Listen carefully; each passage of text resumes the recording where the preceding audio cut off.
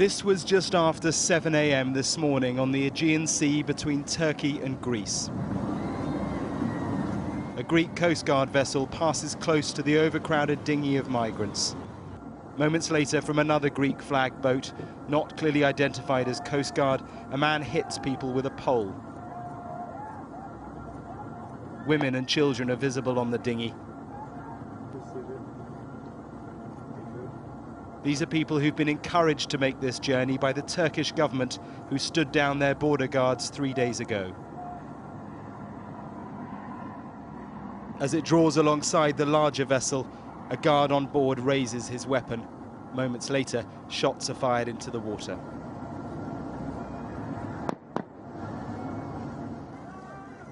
It's known as a pushback. It's more than controversial, it's illegal.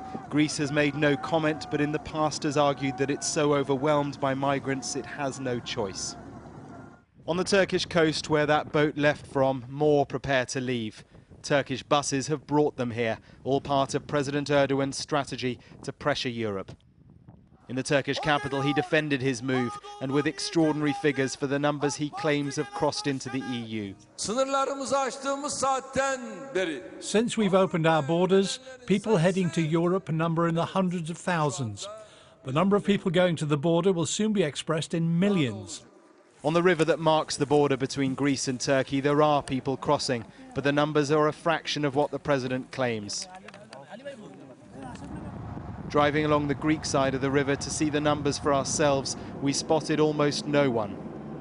The Greeks say 24,000 people have been intercepted, pushed back, 4,000 along this river, the rest down on the Aegean Sea.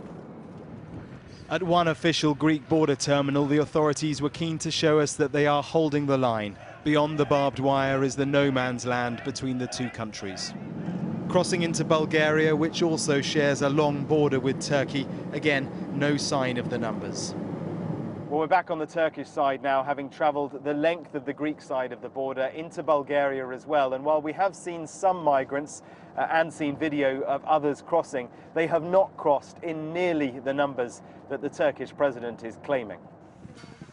On the Turkish side of that official crossing we've been at earlier, more tear gas was fired by the Greeks over the fence. And further along the border, a Syrian was shot in the face by the Greeks, it's claimed, though they deny it. In this chaos, it's hard to find the truth. And still, they keep arriving. Like this family from Idlib in Syria. They tried to make a life here, they told us, but then the Turkish president told them the borders to Europe were open. The draw for something better is huge here, and so in this political game, Turkey has created a sense of chaos. Greece has been pushed to desperate tactics, and these people are stuck miserably in the middle. Mark Stone, Sky News, on the Greek-Turkey border.